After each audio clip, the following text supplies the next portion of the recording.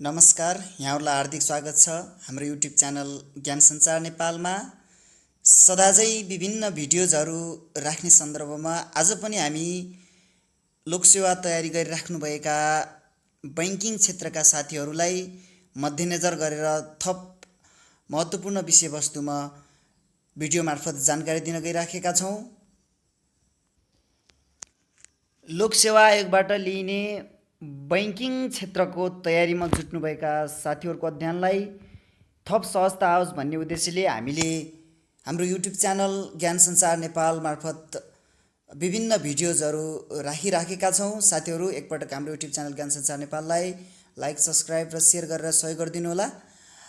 विशेष गरी नेपाल राष्ट्र ब्याङ्क, वाणिज्य ब्याङ्क, कृषि विकास ब्याङ्क र नेपाल ब्याङ्क लिमिटेडको तयारीमा जुट्नुभएका साथीहरूलाई मध्यनजर गरेर हामीले हाम्रो युट्युब च्यानल मार्फत विभिन्न भिडियोहरू राख्दै आएका छौँ र यसरी भिडियो राख्ने सन्दर्भमा आज मैले निक्षेप सेवाको अवधारणासँग सम्बन्धित महत्त्वपूर्ण विषयवस्तुको बारेमा जानकारी दिन गइराखेको छु।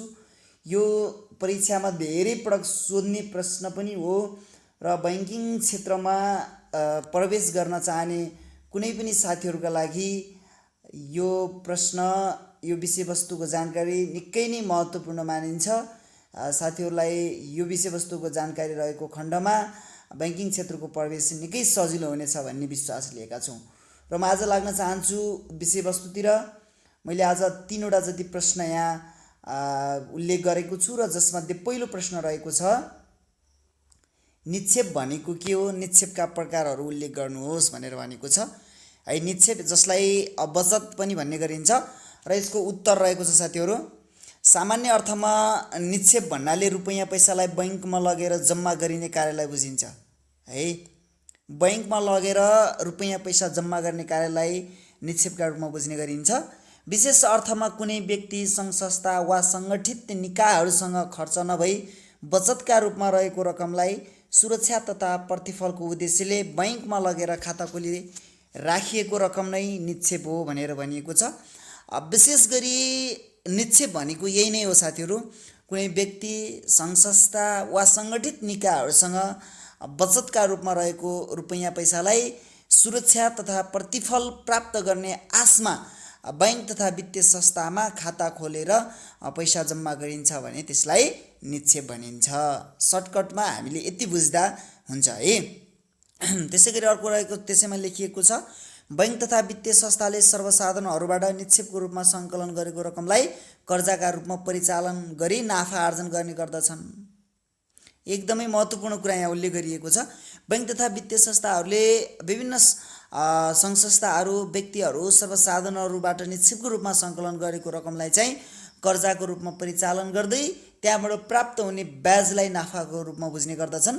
बैंक तथा वित्तीय संस्था सम्बन्धी ऐन 2073 को परिच्छेद 1 को दफा 2 मा 2000 बैंक तथा वित्तीय संस्था सम्बन्धी ऐन बाफिया को परिच्छेद 1 को दफा 2 मा गरिएको व्यवस्था बमोजिम निक्षेप भन्नाले ब्याज वा बिना ब्याजमा बैंक तथा वित्तीय संस्थाको चल्ती, बचत र मुद्दती खातामा ग्राहक मार्फत जम्मा गरेको रकमलाई सम्झनु पर्दछ भनी उल्लेख गरिएको छ। है साथीहरू, प्रष्टै छ। बाफियाको परिच्छेद 1 को दफा 2 मा के भनिएको छ भने निक्षेप भन्नाले ब्याज वा बिना ब्याज बैंक तथा वित्तीय संस्थाको चल्ती खाता, बचत खाता र मुद्दती खातामा ग्राहक मार्फत जम्मा गरिएको रकमलाई सम्झनु पर्दछ भनी उल्लेख गरेको छ। साथीहरू, यसरी तल कुनै ऐनमा उल्लेख गरेको कुरा हामीले यसरी लेख्न सक्यौँ भने हाम्रो उत्तर निकै नै उत्कृष्ट मानिन्छ। है,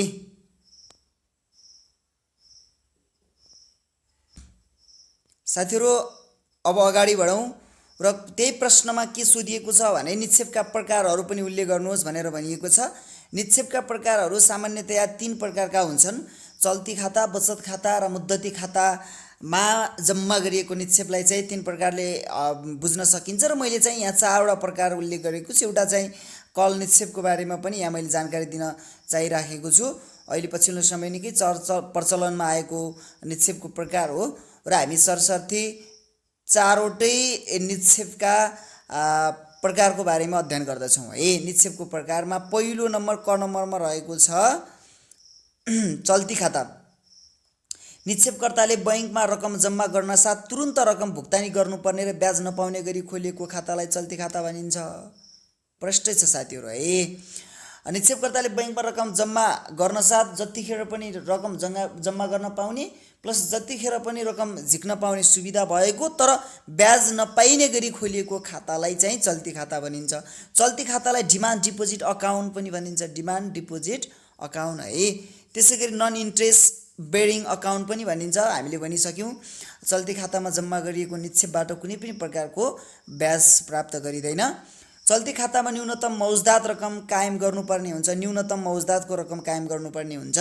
अलिकति धेरै मौजदातको रकम राखेको छ किनभने न्यूनतम मौजदातको रकम नै नराखेर बैंक तथा वित्तीय संस्थाहरूले सर्वसाधारणको पैसालाई चल्ती खाताको रूपमा बैंकमा सुरक्षा दिँदाखेरि उनीहरूले थप नाफा आर्जन गर्न नसक्ने भएको हुनाले न्यूनतम मौजदातको दर धेरै राखेको सन्दर्भमा त्यही न्यूनतम मौजदातलाई अरू लगानीका क्षेत्रहरूमा परिचालन गर्दै बैंक तथा वित्तीय संस्थाहरूले नाफा आर्जन गर्ने भएको हुनाले मौजदातको कुरा यहाँ जोडिएको हुन्छ है।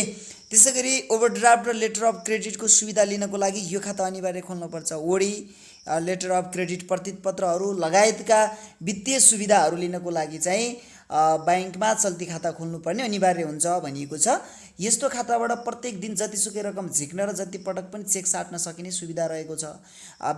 विशेषतः व्यावसायिक प्रयोजनका लागि चाहिँ चल्ती खाता प्रयोग गरिन्छ भन्ने भनाइ छ। किनभने व्यावसायिक संस्थाहरूलाई एक दिनभरि भएको कारोबारको पैसा साँझ लगेर जम्मा गर्ने र भोलिपल्ट फेरि कारोबार गर्नको लागि पैसा चाहिन्छ, पैसा निकाल्ने, यसरी पैसा जम्मा गर्ने, पैसा निकाल्ने काम र चेक साट्ने गर्ने भएको हुनाले चाहिँ यो सुविधा रहेको छ चल्ती खातामा भनिएको छ। त्यसै गरी अब हेरौँ त साथीहरू बाफिया 2073 को दफा 2 मा के भनिएको छ।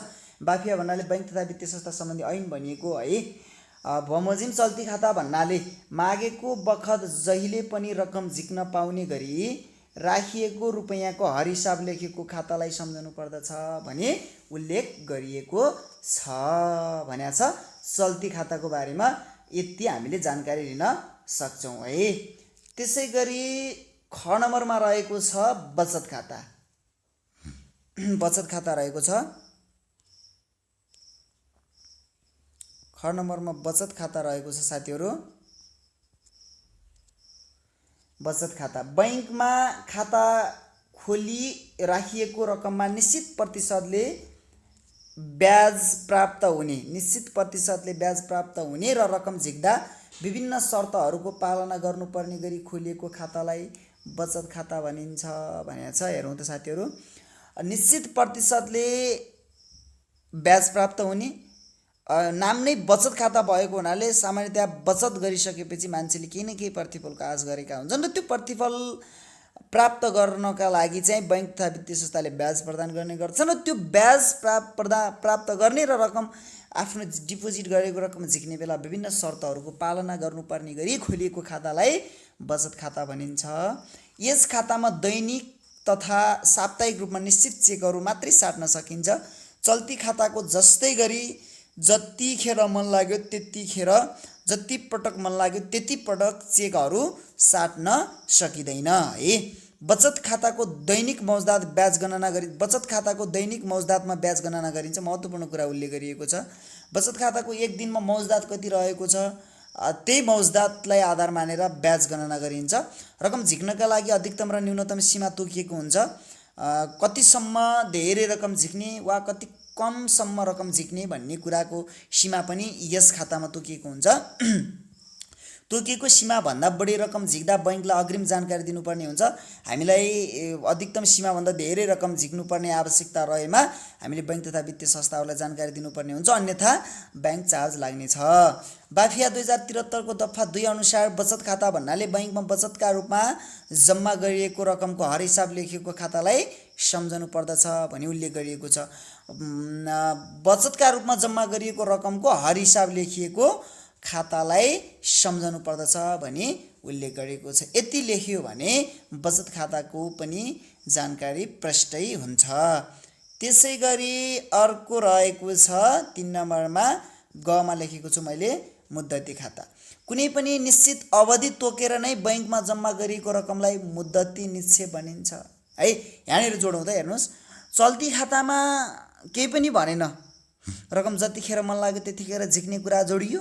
बचत खातामा चाहिँ निश्चित प्रतिशतको ब्याज प्राप्त गर्ने कुरा उल्लेख गरियो भने मुद्दती खातामा महत्त्वपूर्ण कुरा के जोड्न पर्छ भने कुनै पनि निश्चित अवधि अवधिको कुरा रहन्छ। यहाँनिर अवधि तोकेर नै बैङ्कमा जम्मा गरिएको रकमलाई मुद्दती निक्षेप भनिन्छ। यस खातामा जम्मा गरिएको रकमलाई अवधि नपुगी झिक्न पाइँदैन। यसको एउटा बेफाइदा भनौँ या यसको विशेषता भनौँ, जति अवधिको लागि हामीले मुद्दती खातामा पैसा जम्मा गरेका हौँ त्यो अवधि पुरा नहुँदासम्म हामीले त्यहाँबाट पैसा निकाल्न सक्दैनौँ है। अवधि जति बढी भयो यस खातामा जम्मा गरेको ब्याज रकमको ब्याज पनि उति नै बढी हुन्छ। धेरै लामो समयसम्म अवधि राखियो भने त्योबाट प्राप्त हुने ब्याज पनि धेरै हुन्छ वा त्यसको दर पनि धेरै हुन्छ भन्न खोजिएको। किनभने लामो समयसम्म बैङ्क तथा वित्तीय संस्थामा रकम जम्मा गरी राख्दा बैङ्क तथा वित्तीय संस्थाले त्यसलाई अरू लगानीका अवसरहरूमा परिचालन गरेर नाफा धेरै गर्ने भएको हुनाले सर्वसाधारणहरूलाई पनि मुद्दती खातामा ब्याज बढी दिने चलन छ है। त्यसैगरी मुद्दती खातालाई टर्म डिपोजिट भनिन्छ, किनभने यो एउटा अवधिमा आधारित खाता भएको हुनाले यसलाई टर्म डिपोजिट पनि भन्ने गरिन्छ, किनकि यसमा अवधि नै तोकिएको हुन्छ। यस्तो खातामा न्यूनतम 75 दिन न बढीमा जति अवधि पनि राख्न सकिन्छ। न्यूनतम 75 दिनसम्म है, त्योभन्दा कम समयमै मैले पैसा निकाल्छु भनेर पैसा जम्मा गर्न मिल्दैन मुद्दती खातामा।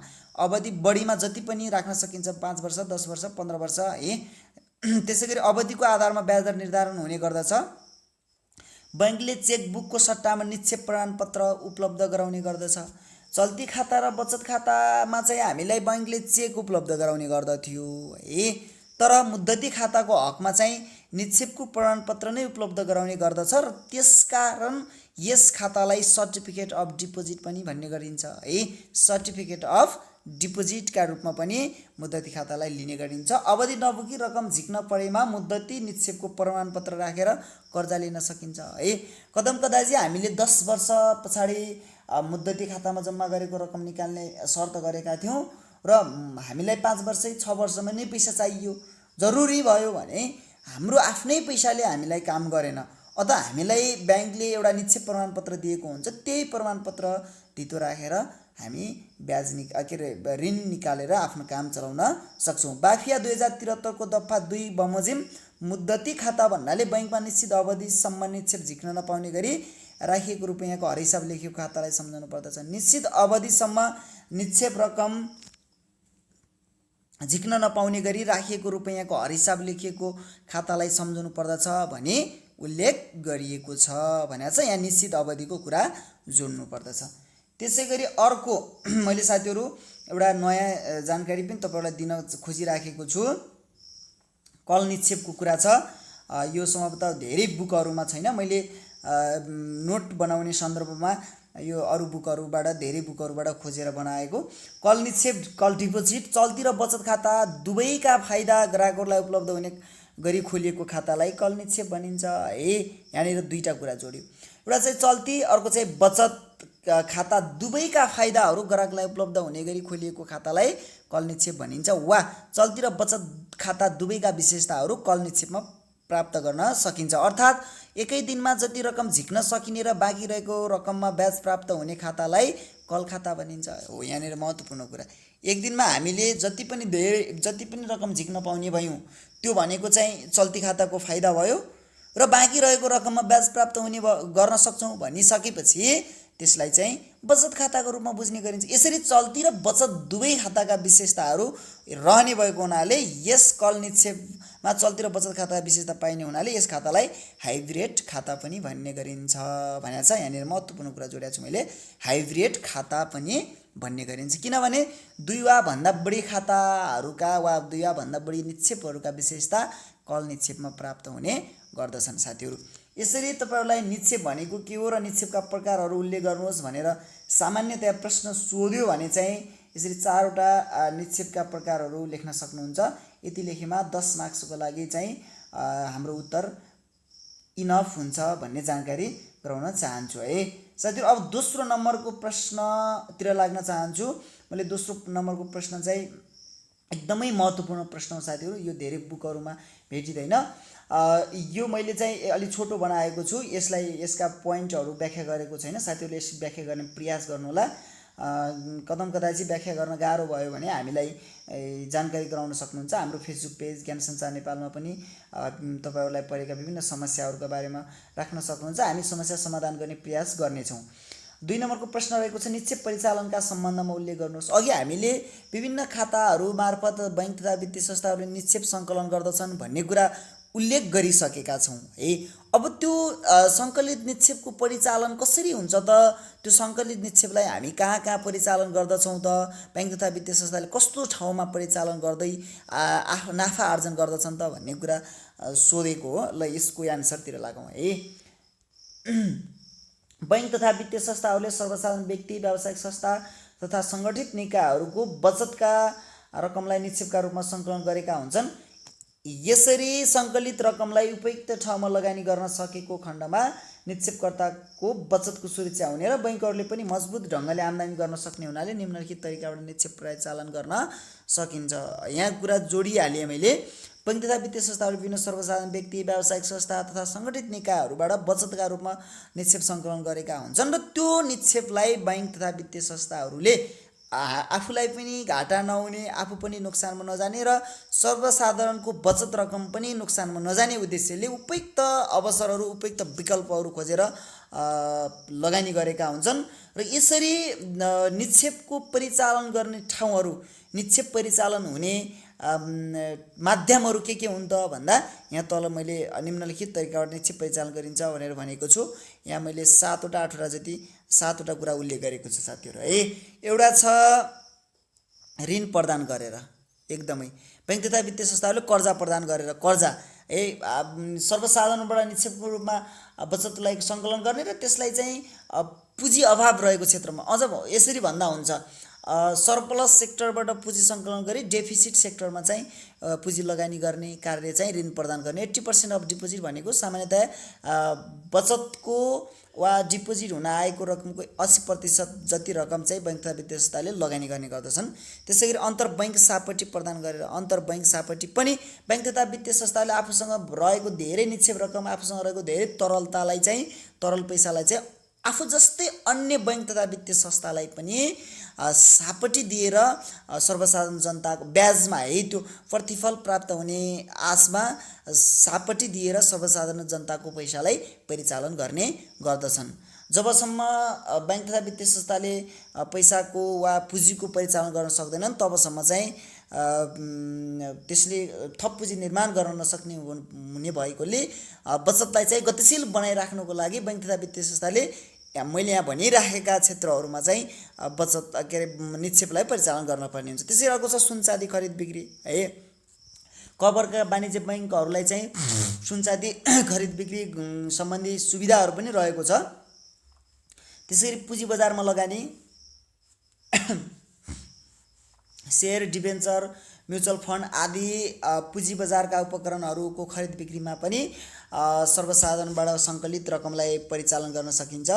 पुँजी बजार भन्न बित्तिकै हामी के बुझ्दछौँ भने दीर्घकालीन वित्तीय उपकरणहरूको खरिद बिक्री हुने ठाउँ जस्तै सेयरहरू, डिबेन्चर, म्युचुअल फन्ड वा अन्य थुप्रै 1 वर्षभन्दा बढी वित्तीय उपकरणहरू, मौद्रिक उपकरणहरूको कारोबार हुने बजारमा पनि पुँजी लगानी गरेर बचत परिचालन गर्ने गर्दछन्। सरकारी ऋणपत्रमा लगानी, सरकारले आफूलाई पैसाको आवश्यकता परेको सन्दर्भमा विभिन्न ऋणपत्रहरू जारी गरेको हुन्छ।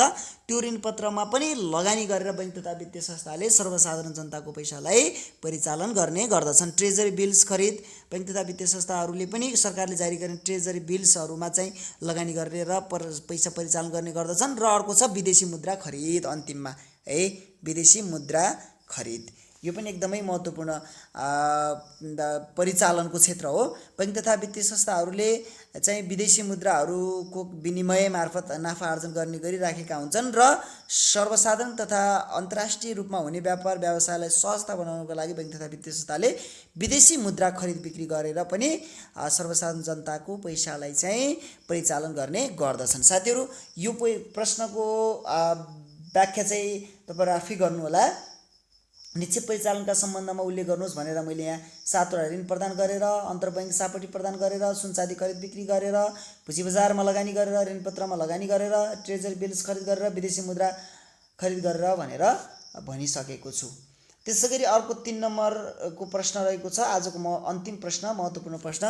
वाणिज्य बैंकहरूले निक्षेप सङ्कलनमा भोग्नु परेका प्रमुख समस्याहरू उल्लेख गर्नुहोस् है। यो प्रश्न एकदमै महत्त्वपूर्ण प्रश्न हो।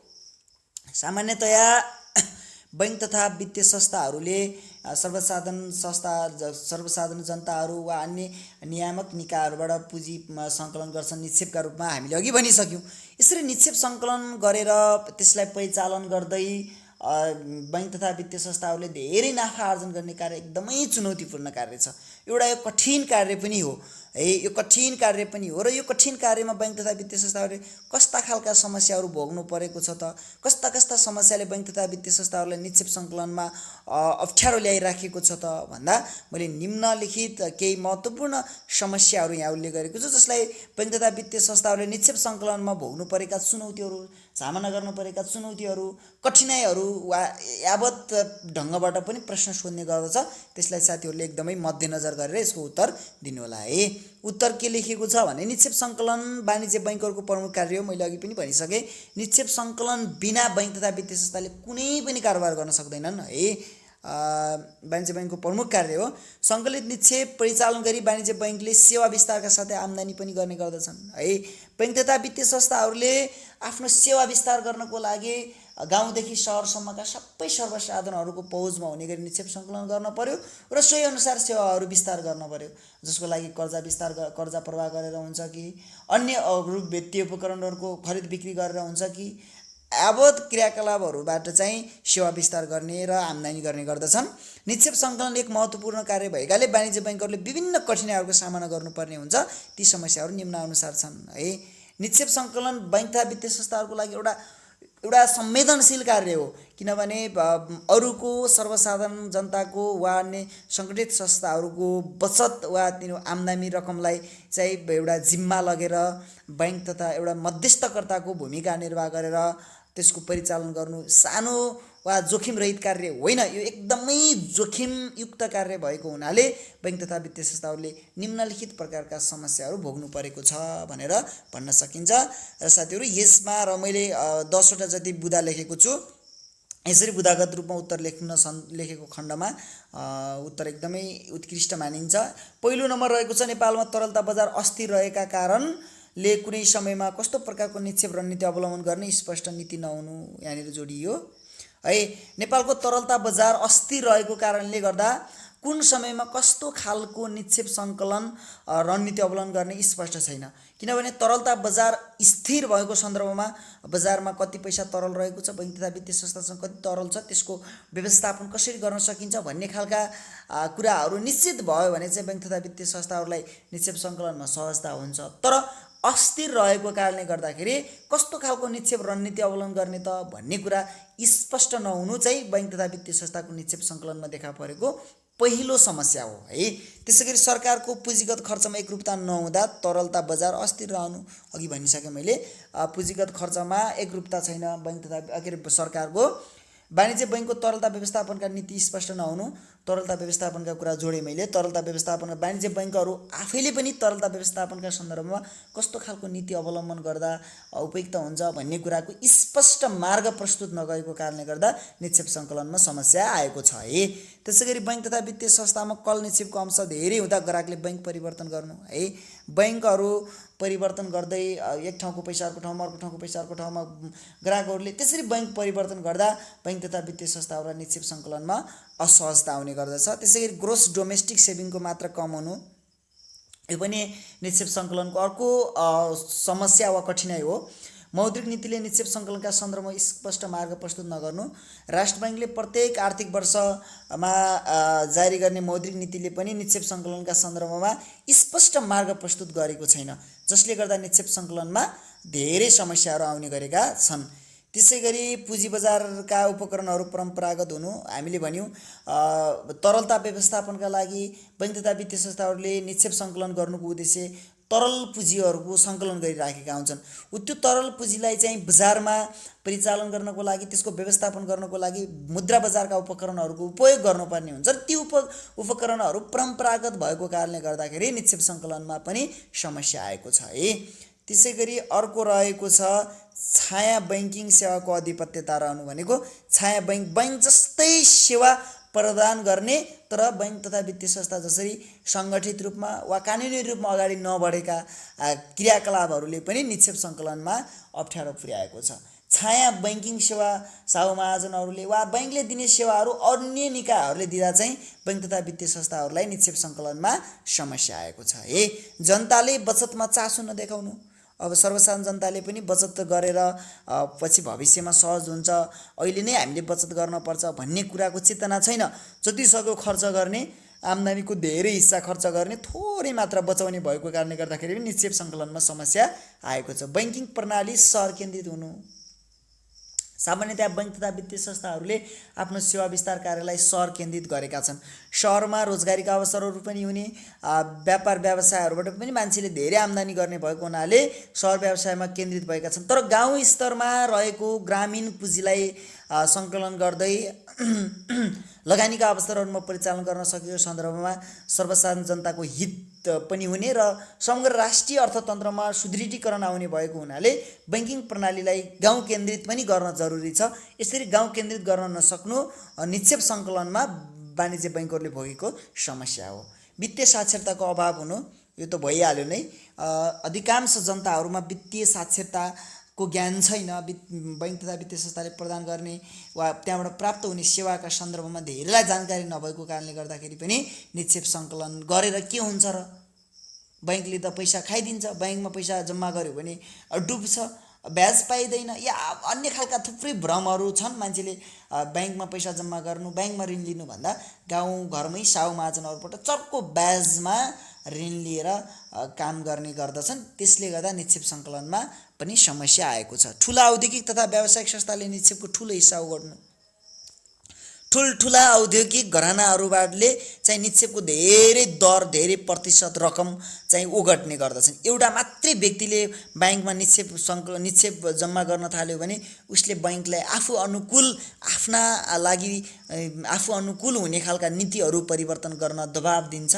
ठुला व्यावसायिक संस्थाहरूले त्यहाँ एक खालको एकाधिकार जमाउँदा चाहिँ सर्वसाधारणहरूले निक्षेप गर्ने बानीमा पनि हरास आउँछ र त्यसले समग्र बैंक तथा वित्तीय संस्थाको निक्षेप प्रक्रियालाई चाहिँ हानि पुर्याउने गर्दछ। घुम्ती बैंकिङ प्रणाली मार्फत निक्षेप सङ्कलन गर्दा सुरक्षा हुनु, घुम्ती बैंकिङ प्रणाली भन्नाले बैंकले दिने सेवालाई चाहिँ गाउँ स्तरसम्म वा सबैको पहुँचसम्म पुर्याउनको लागि समयको अन्तराल मिलाएर ठाउँ ठाउँमा सेवा विस्तार गर्दै निक्षेप सङ्कलन गर्ने कार्य हो नै। तर नेपाल जस्तो सुरक्षा चुनौती देखिएको वा सुरक्षा संयन्त्र कमजोर भएको राष्ट्रमा वा राज्यमा चाहिँ यो घुम्ती बैंकिङ सेवा मार्फत निक्षेप सङ्कलन गर्ने कार्य पनि चुनौतीपूर्ण रहेको छ, जसले गर्दा निक्षेप सङ्कलनमा कठिनाइ आएको छ। र वाणिज्य बैंकहरूकै बीचमा अस्वस्थ प्रतिस्पर्धा हुनु, यो पनि महत्त्वपूर्ण समस्याका रूपमा रहिआएको छ। वाणिज्य बैंकहरूले अस्वस्थ कट थ्रुट कम्पिटिसन मार्फत निक्षेप सङ्कलन गर्ने गरेका छन्। कसैले कति प्रतिशत निक्षेपको ब्याज दिने, कसैले कति प्रतिशत दिने गर्दा सर्वसाधारणहरूमा अन्योलता र भ्रम सिर्जना भएको छ, जसले समग्र वाणिज्य बैंकहरूलाई नै निक्षेप सङ्कलनमा समस्या आएको छ। यसरी हामीले 3वटा प्रश्नको उत्तर लेख्न सक्छौँ। साथीहरू, आज हामीले निक्षेप सेवाको अवधारणाका बारेमा जानकारी गराएका छौँ। साथीहरूलाई हामीले यसरी हाम्रो युट्युब च्यानल ज्ञान सञ्चार नेपाल मार्फत राखेका भिडियोहरू राम्रो लागेको छ र हामीले यसरी भिडियोहरू राख्दै गर्दा साथीहरूको अध्ययन कार्यलाई सहजता आएको छ, अध्ययन कार्यमा केही ऊर्जा थपेको छ भने एकपटक अवश्य पनि हाम्रो युट्युब च्यानल ज्ञान सञ्चार नेपाललाई लाइक, सब्सक्राइब र कमेन्ट गरेर पनि सहयोग गरिदिनु होला भन्न चाहन्छु। हामीले बैंकिङ तयारीमा लाग्नुभएका साथीहरूका साथसाथै म्यानेजमेन्ट फ्याकल्टी अन्तर्गत BBS 3rd year, 4th year, 1st year, 2nd year लगायत विभिन्न लेभलका numerical subject, account, finance, taxation लगायत सब्जेक्टहरूको न्युमेरिकल सोलुसनहरू पनि भिडियो मार्फत राखिराखेका छौँ। त्यसैले हाम्रा सबै भिडियोहरू हेरेर आफ्नो एकाडेमिक करियरलाई मजबुत बनाउन पनि म हार्दिक अनुरोध गर्दै आजको यस निक्षेप सेवासँग सम्बन्धित भिडियोबाट म तेजकुमार डाँगी बिदा हुन चाहन्छु। हवस् त, नमस्कार।